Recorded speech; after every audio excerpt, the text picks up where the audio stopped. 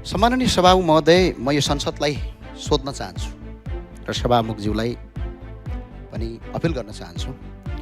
गणेश नेपालीको मृत्यु यो राज्यको नीतिको कारणले गर्दा उसको मृत्यु भयो र आत्मदाह उहाँले गर्नुभयो र सम्मानित मार्फत संसद मार्फत म सम्माननीय प्रधानमन्त्रीज्यूलाई विनम्र अपिल गर्न चाहन्छु र संसार नेपाललाई सोध्न चाहन्छु, यो काठमाडौँ सहर अरबपति र करोडपतिहरूको मात्रै हो? यो गरिब दुखी श्रमिक र निमुखा जनताको पनि सहर हो या होइन? पहिला यदि गरिब दुखी जनताको सहर हो भने यो नेपालको राजधानी किन हो? नेपालको राजधानी हो भने यो गरिब दुखी र सरबारा वर्गको र जनताको पनि सहर हो। आज गरिब दुखी जनता यो सहरमा बाँच्न नपाउने भइसके अघिल्लो पटक मेयर भएका कारणले गर्दा यो अवस्था आज सिर्जित बनेको छ। सम्माननीय सभामुख महोदय, सरकार कसलाई चाहिन्छ? सरकार अरबपतिलाई चाहिँदैन सम्माननीय सभामुख महोदय, र करोडपतिलाई पनि सरकार चाहिँदैन। उनीहरूलाई त्यति आवश्यक हुँदैन सरकारको। सरकार ती व्यक्तिलाई चाहिन्छ जो गरिब छन्, जो निमुखा छन्, जो अपहेलित छन्, जसलाई सरकारको आवश्यकता छ। तर आज सरकार ठ्याक्क उल्टो देखिन्छ। सरकारका नीति ठ्याक्क उल्टो छन् सम्माननीय सभामुख महोदय।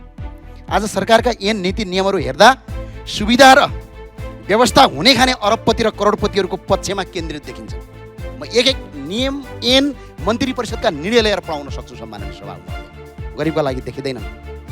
जसको खल्तीकोमा पैसा छ उसले नेपालमा बाँच्न पाउँछ, तर जसको खल्तीमा पैसा छैन उसको जीवनको कुनै मूल्य छैन भन्ने जस्ता सन्देशहरू सरकारका नीति तथा कार्यक्रमले दिइरहेका छन् सम्माननीय सभामुख महोदय। सम्माननीय सभामुख महोदय, नीति तथा कार्यक्रम यस्तो नबनाऊ जुन जनताले थेक्न सक्ने होस्, यस्तो बनाऊ जुन जनताले थेक्न सक्ने होस्। आफ्नो घरबार बेचेर राज्यको जरिवाना तिर्नुपर्ने कानुनले न राज्य सुरक्षित हुन्छ न जनताको जीवन सुरक्षित हुन्छ सम्माननीय सभामुख महोदय। यो युरोप हो, यो नेपाल हो। यहाँ सबै अरबपति छैनन्, सबै करोडपति छैनन् सम्माननीय सभामुख महोदय। सम्माननीय सभामुख महोदय, हामी युरोपका देशभन्दा बढी कर तिर्छौँ, तर सुविधा भन्ने हामीले कस्तो पाउँछौँ? सोमालियाको भन्दा तल्लो स्तरको सुविधा पाउँछौँ। त्यही भएको हुनाले सम्माननीय सभामुख महोदय, आज नागरिकले औसत 40% भन्दा बढी हिस्सा करमा तिर्छन् अहिले पनि गएर। तर के दियौँ त हामी? राज्यले के दिन्छ? हामी 40% कर दिँदा न त शिक्षा निशुल्क दिन्छ, न त स्वास्थ्य निशुल्क दिन्छ, न त गतिल्लो बाटो दिन्छ, न त पार्किङ गर्ने कुनै व्यवस्था दिन्छ। तर राज्यले करमाथि कर मात्र लिएपछि अनि यो देश कसरी भन्छ सम्माननीय सभामुख महोदय? तर रोड ट्याक्सदेखि लिएर हरेक ट्याक्स गर्ने हो भने अहिले 296% राज्यले कर सल्प गर्छ, तर सुविधा केही पनि छैन। अनि तर यसको बदलामा के पाउँछ? मृत्यु पाउँछ सम्माननीय सभामुख महोदय, आत्महत्या पाउँछ, जो गणेश नेपालीको यसमा हिजो भयो। सम्माननीय सभामुख मार्फत गृहमन्त्रीज्यूलाई भन्न चाहन्छु, तपाईँ गृहमन्त्री हो कि कन्टेन्ट क्रिएटर? गृहमन्त्रीले हिजो फिल्मको नायक जस्तै मिडिया घेरेर चलचित्रको नायक जस्तै कहिले एयरपोर्ट, कहिले कता, कहिले उता दौडिरहनु भएको थियो पुरै क्यामेरा बोकेर। यदि साँच्चै उपचार गर्ने उद्देश्य यदि थियो भने आज गणेश नेपालीको मृत्यु हुँदैन थियो सम्माननीय सभामुख महोदय। आज उनको जीवन बाँच्ने थियो। हामीलाई क्यामेरामा गृहमन्त्री कहाँ हिँड्यो, आज गृहमन्त्रीले युट्युबहरू कति चलायो, आज युट्युबमा कन्टेन्ट कति क्रिएटर गर्यो, त्यो महत्त्वपूर्ण कुरा हो। महत्त्वपूर्ण कुरा गृहमन्त्रीको आदेशबाट जनताको जीवन बाँच्यो कि बाँचेन भन्ने कुरा हो। आज सुविधा सम्पन्न अस्पतालमा बेलैमा उपचार गरिदिएको भए, एयर एम्बुलेन्सहरू पुर्याइदिएको भए, त्यो एयरपोर्टमा दौडिनुको सट्टा एउटा प्लेन मात्र एयरपोर्टमा पठाएर दिल्ली जान कति लाग्छ? 2 घन्टा सम्माननीय सभामुख महोदय। आज ऊ मान्छे गणेश नेपालीको जीवन बाँच्थ्यो, तर के भयो? कन्टेन्ट क्रिएटर लाइक भ्युज पाउनका लागि गरिने गतिविधिले त्यो एकछिन त मान्छेले वाह वाह भन्ला, तर गन्तव्यमा यसले घाटा नै गर्छ सम्माननीय सभामुख महोदय। त्यही भएर सम्माननीय सभामुख मार्फत गृहमन्त्रीलाई जिम्मेवारी बन्न, कन्टेन्ट क्रिएटर नबनी देशको वास्तविक गृहमन्त्री बन्न म अनुरोध गर्न चाहन्छु। र गृहमन्त्री र मन्त्रीज्यूहरूलाई सडकमा चटक देखाउने होइन, काम गर्नका लागि आदेश दिने हो। आदेशको पालना भयो कि भनेर त्यसको कार्यान्वयन गर्ने हो।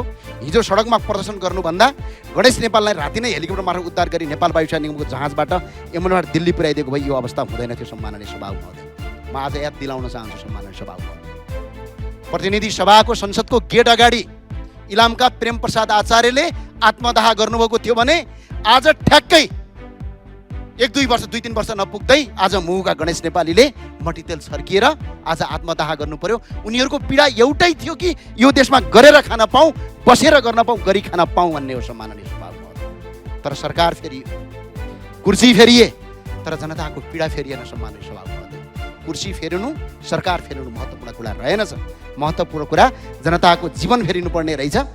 सरकारले पछिल्लो पटक जनताको जीवन सहज बनाउने भने झन् कठिन बनाउने नीति बनायो। सम्माननीय सभामुख महोदय, सरकारको नारा चाहिँ अत्यन्त राम्रो छ, गरिबको चमेली बोल दिने कोही छैन। बोल्न दे सरकार, बोल्न दे सरकार, मनको कुरा खोल्न दे सरकार। तर आज गरिब दुखी जनतालाई सरकारले करमाथि कर थपेर आज बिजोको अवस्था पुर्याएको छ। आफ्नो सम्माननीय सभामुख महोदय, सदस्य भनाइ छोट्यौँ, मैले सकिहालेँ। सम्माननीय सभामुख महोदय, म आज सरकारलाई सोध्न चाहन्छु, ठेलागाडामा व्यापार गरेर जीविकोपार्जन गर्नेहरूको व्यवस्थापन कहाँ छ? पठाउ र ट्याक्सी जस्ता सेयर राइडिङहरू चलाएर दैनिक जीविकोपार्जन गर्नेहरूको पार्किङ कहाँ छ? सम्माननीय सभामुख महोदय, सडकमा बसेर व्यापार गर्नुपर्छ भन्ने मान्यता छैन, तर ती नागरिकका लागि वैकल्पिक व्यवस्था किन गरिएन? उनीहरूलाई व्यवस्थित स्थान किन उपलब्ध गराइएन? जीविकोपार्जन गर्ने वातावरण किन सिर्जना गरिएन?